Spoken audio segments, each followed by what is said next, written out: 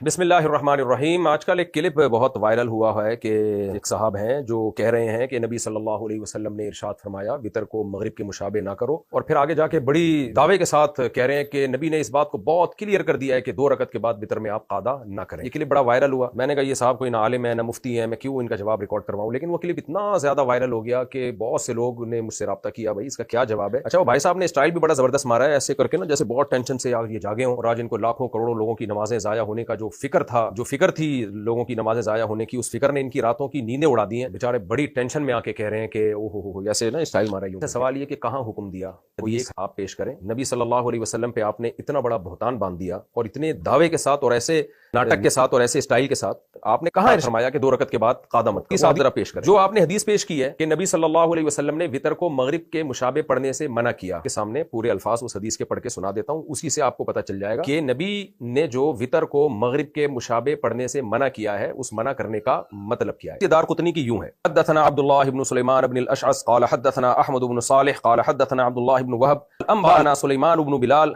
قال وحدثنا كرب بن نيسابوري قال حدثنا موهب بن يزيد بن خالد قال حدثنا عبد الله بن وهب قال حدثني سليمان بن بلال صالح بن كيسان عن عبد الله بن الفضل عن ابي سلمة بن عبد الرحمن وعبد الرحمن الاعرج عن هريرة رضي الله عنه عن رسول الله صلى الله عليه وسلم قال لا توتروا بثلاث اوتروا بخمس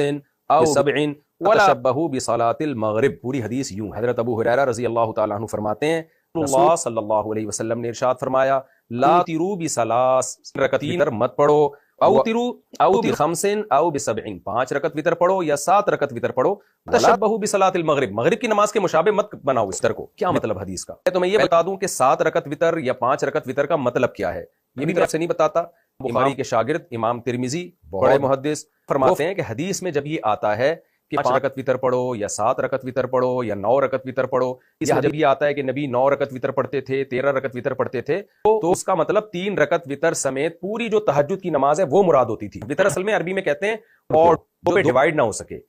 ایون کہتے ہیں جو 2 پہ ڈیوائیڈ ہو اور جو 2 پہ ڈیوائیڈ نہ ہو۔ تو حدیثوں میں جو آتا ہے 17 رکعت وتر پڑھتے تھے یا 5 رکعت وتر پڑھتے تھے یا 7 وتر پڑھتے تھے، یا نبی نے جو ہمیں حکم دیا کہ 5 رکعت وتر پڑھو 7 وتر پڑھو، اس کا مطلب کیا ہے کہ تہجد کی ٹوٹل رکعتیں 7 ہونی چاہیے یا 9 ہونی چاہیے یا 13 ہونی چاہیے۔ تو اس حدیث میں یہ پہلے میں امام ترمذی کا حوالہ دے دوں۔ امام ترمذی کی جلد نمبر 2 صفحہ نمبر 320 پہ لکھتے ہیں قال اسحاق بن ابراہیم معنى روی ان النبی صلی اللہ علیہ وسلم كان يوتر ب13 قال انما معناه انه كان يصلي من الليل 13 رکعتا مع الوتر۔ کہتے ہیں جو نبی صلی اللہ علیہ وسلم سے مروی ہے نا کہ آپ صلی اللہ علیہ وسلم 13 کرتے تھے، اس کا مطلب یہ ہوتا ہے کہ وتر سمیت ٹوٹل رکعتیں 13 ہوتی تھیں، تہجد بھی اس میں ملا کے راوی نے بیان کیا ہے۔ فنصبت صلاۃ اللیل الی الوتر، پوری رات وتر کی طرف منسوب کر دی۔ پھر اسی آگے انہوں نے دلیل دی ہے کہ حدیث میں آتا ہے اوتروا یا اہل القرآن، اے اہل قرآن وتر پڑھو، تو یہاں صرف وتر مراد نہیں ہے، پوری تہجد وتر سمیت مراد ہے۔ ترمذی کی آپ عبارت دیکھ سکتے ہیں جو اسحاق ابن ابراہیم کے حوالے سے انہوں نے ذکر کی ہے۔ حدیث کا مطلب اب سمجھ، میں دوبارہ اب حدیث کا ترجمہ کرتا ہوں۔ فرمایا لا توتروا بثلاث، حدیث جو بھائی صاحب نے بھی رکعت وتر مت پڑھو،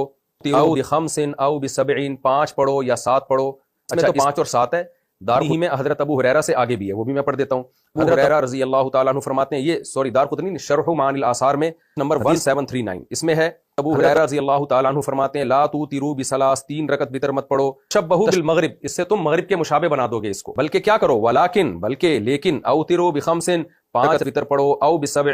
7، بتسع یا 9 پڑھو، او ب11 یا 11 پڑھو۔ صاف پتہ چل گیا بھائی، اس کا مطلب ہے کہ صرف 3 نہیں پڑھو۔ ہوتا ہی ہے مغرب کی نماز سے پہلے عام طور پر نوافل نہیں پڑھے جاتے، اگرچہ جائز ہیں، حدیث سے ثابت بھی ہیں، لیکن اس کی کوئی زیادہ ترغیب نہیں ہے اور معمول بھی عام طور پہ لوگوں کا نہیں ہوتا۔ تو نبی صلی اللہ علیہ وسلم فرما رہے ہیں کہ وتر بھی مغرب کی طرح مت پڑھو کہ صرف 3 رکعتیں، کہ وتر سے پہلے 2 رکعتیں یا 4 رکعتیں یا 6 رکعتیں یا 8 رکعتیں پڑھو، تاکہ پوری صلاۃ اللیل تمہاری کم سے کم 5 رکعتوں پر مشتمل ہو، 7 رکعتوں پر مشتمل ہو، یا 9 رکعتوں پر مشتمل ہو، یا 11 رکعتوں پر مشتمل ہو۔ تہجد کا اہتمام کیا کرو، خالی وتر نہیں پڑھ لیا کرو رات کو، پہلے نوافل بھی پڑھ۔ استحبابی حکم ہے، وجوبی حکم نہیں ہے، کیونکہ تہجد پڑھنا واجب نہیں ہے۔ یہ ترغیب دی جا رہی ہے کہ وتر سے پہلے بھی نماز ہونی چاہیے۔ دوبارہ حدیث کا میں ترجمہ کر دیتا ہوں آپ پوچھتا ہوں کہ اس کے علاوہ کچھ اور مطلب بنتا ہے تو آپ بتائیں۔ دیکھو حدیث کے الفاظ، حضرت ابو ہریرہ فرماتے ہیں لا تیرو بثلاث، 3 رکعت وتر مت، تیرو بخمس او بسبع، 7 پڑھو یا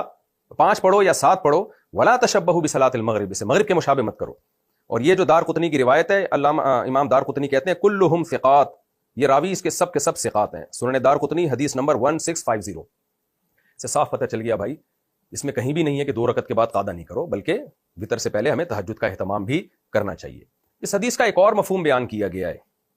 وہ مفہوم یہ بیان کیا گیا ہے کہ نبی صلی اللہ علیہ وسلم نے جو یہ فرمایا کہ وطر کو مغرب کے مشابہ نہ کرو، اس کا مطلب کیا ہے کہ مغرب کی تیسری رکعت میں قراءت نہیں ہوتی، یعنی وجوبی طور پر اختیاری ہے کہ آپ کر لیں نہ کریں، لازمی نہیں ہے، جبکہ وطر میں آپ کو تیسری رکعت میں قراءت لازمی کرنی ہے، وہ خالی نہیں ہو سکتی۔ اور یہ بھی مفہوم حدیث سے ثابت ہے، یعنی موقوف حدیث سے، صحابہ کے اقوال سے ثابت ہے۔ میں آپ کے سامنے یہ حدیث پیش کرتا ہوں۔ علامہ بدر الدین عینی رحمہ اللہ تعالی نخب الافکار فی تنقیح مبانی الاخبار فی شرح معانی الاثار جلد نمبر 5 صفحہ نمبر 106 پر سند کے ساتھ یہ حدیث پیش کرتے ہیں۔ حدثنا ابو بکر قال حدثنا ابو داود قال حدثنا ابو خلد قال سألت ابا العالیة عن الوتر فقال علمنا اصحاب محمد صلی اللہ علیہ وسلم او قال علمونا ان الوتر مثل صلاة المغرب غیر انك تقرأ في الثالثة هذا وتر الليل وهذا وتر النهار۔ ابو العالیہ جو تابعی ہیں، یہ ابو العالیہ کون ہے تھوڑا سا انٹروڈکشن میں کرا دوں آپ کو۔ اور یہ ابو العالیہ جو تھے زمانے جاہلیت میں پیدا ہوئے، نبی صلی اللہ علیہ وسلم کے زمانے میں آپ نے اسلام قبول نہیں کیا، آپ صلی اللہ علیہ وسلم کی وفات کے 2 سال کے بعد آپ نے اسلام قبول کیا، اور پھر حضرت ابوبکر کی صحبت نصیب ہوئی، حضرت عمر کے پیچھے آپ نے نمازیں پڑھی، اور بہت سارے اصحاب نے آپ سے، بہت سارے حدیث کے جو راوی ہیں انہوں نے آپ سے حدیثیں لی، اتنے بڑے تابعی ہیں۔ یہ کہتے ہیں کہ ہمیں نبی صلی اللہ علیہ وسلم کے صحابہ نے یہ بات سکھائی، علمنا اصحاب محمد صلی اللہ علیہ وسلم کے ساتھیوں نے، صحابہ نے ہمیں یہ بات بتائی، ان الوتر مثل صلاۃ المغرب، کہ وتر بالکل مغرب کی نماز جیسی ہے، کوئی فرق نہیں ہے، غیر انک تقرأ فی الثالثہ، صرف ایک فرق ہے کہ وتر میں آپ کو تیسری رکعت میں قرات کرنی ہے۔ ھذا وتر اللیل وھذا وتر النہار، وہ دن کے وتر ہیں اور یہ جو ہم رات کو پڑھتے ہیں یہ رات کے وتر ہیں، سیم ہے۔ فرق کیا آ رہا ہے کہ تیسری میں قرات کرنی ہے وتر میں، مغرب میں تیسری میں قرات نہیں ہوتی۔ تو یہ مطلب ہے حدیث کا۔ اگر دوسرا مطلب ہم لیتے ہیں تو اس کی بھی تائید صحابہ کے آثار سے ہوتی ہے کہ نبی صلی اللہ علیہ وسلم نے یہ جو فرمایا کہ وتر کو مغرب کے مشابہ نہ کرو، تو اس کا مطلب کیا ہے کہ بالکل 100% مغرب کے جیسا نہیں بنانا، آپ نے تھوڑا سا فرق رکھنا ہے۔ وہ تھوڑا سا فرق کیا ہے کہ یا تو یہ فرق ہے کہ اس سے پہلے آپ نے نوافل بھی پڑھنے تہجد کے، یا یہ مطلب ہے کہ وتر کی تیسری رکعت میں آپ نے قراءت کرنی ہے، جبکہ مغرب میں عام طور پہ لوگ قراءت نہیں کرتے۔ اور سرسری غور سے ایک اور مطلب بھی سمجھ میں آتا ہے کہ مغرب کی نماز میں دعائے قنوت نہیں ہوتی، جبکہ وتر میں دعائے قنوت ہوتی ہے۔ وتر میں دعائے قنوت حدیث سے ثابت ہے۔ تو اتنے سارے مطلب نکل سکتے ہیں، اور حدیث سے وہ مطلب ثابت ہیں، وہ ڈیفرنس یعنی مغرب اور وتر میں اتنے سارے ڈیفرنس حدیث سے ثابت ہیں، تو آپ ایک ہی ڈیفرنس کو کیوں فوکس کر رہے ہو کہ جی قاعدہ نہیں کرنا آپ نے؟ یہ آپ کی اپنی تفسیر ہے۔ یہ تو بھائی صاحب نے جو دلائل دی ہیں یہ میں نے آپ کے سامنے بھی، اب تک ہم گھاس کھاتے رہے ہیں۔ بھائی اگر کوئی مسئلہ اختلافی ہو تو آپ ایک تو عامی آدمی اس کو بیان ہی نہ کرے، عالم بیان کرے اور اعتدال سے بیان کر دے کہ ہمارے سامنے یہ دلیل ہے جس کی بیس پہ ہم یہ کہتے ہیں، اور دیگر فقہا کے سامنے وہ دلیل ہے جس کی بیس پہ وہ یہ لوگ وہ رائے رکھتے ہیں۔ تو اب میں چلتا ہوں اسماعیل بھائی کی طرف، ہمارے دوست ہیں۔ اچھا ان صاحب نے جو ہے نا قنوت کا مسئلہ بھی اٹھایا کہ ہم جو قنوت پڑھتے ہیں اللہم انا نستعینک کا، یہ قنوت بھی غلط پڑھتے رہے ہیں، قنوت تو اللہم اہدنا فیمن ہدیت ہے، اس پر میں آخر میں آتا ہوں۔ پہلے میں چلتا ہوں مسقط، ہمارے دوست ہیں اسماعیل بھائی، انہوں نے مجھے حدیث بھیجی، انہوں نے کہا مفتی صاحب میں تو حنفی تھا، ہمارے باپ دادا سب حنفی تھے، ہم 2 رکعت کے بعد تشہد پڑھ کے سلام پھیرے بغیر کھڑے ہو جایا کرتے تھے، تو اب ہم میرے سامنے حدیث آئی ہے، حضرت عائشہ رضی اللہ تعالی عنہا فرماتی ہیں کہ نبی صلی اللہ علیہ وسلم وتر کی 2 رکعت کے بعد قعود نہیں کیا کرتے تھے، اور امام مسلم نے علامہ نووی نے اس حدیث کو صحیح قرار دیا ہے، اور یہ حدیث سنن نسائی میں بھی ہے اور بہقی میں بھی ہے۔ تو اس میں تو صاف ہے، حضرت عائشہ رضی اللہ تعالیٰ عنہ فرماتی ہیں کہ نبی صلی اللہ علیہ وسلم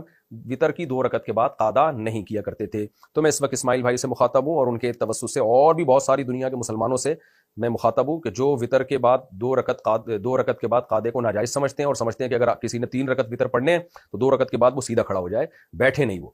تو ان سے میں اب مخاطب ہوں۔ دیکھیں پہلی بات تو یہ ہے کہ میں ابھی جو دلائل دے رہا ہوں وہ اس بات کے دلائل نہیں کہ 1 رکعت الگ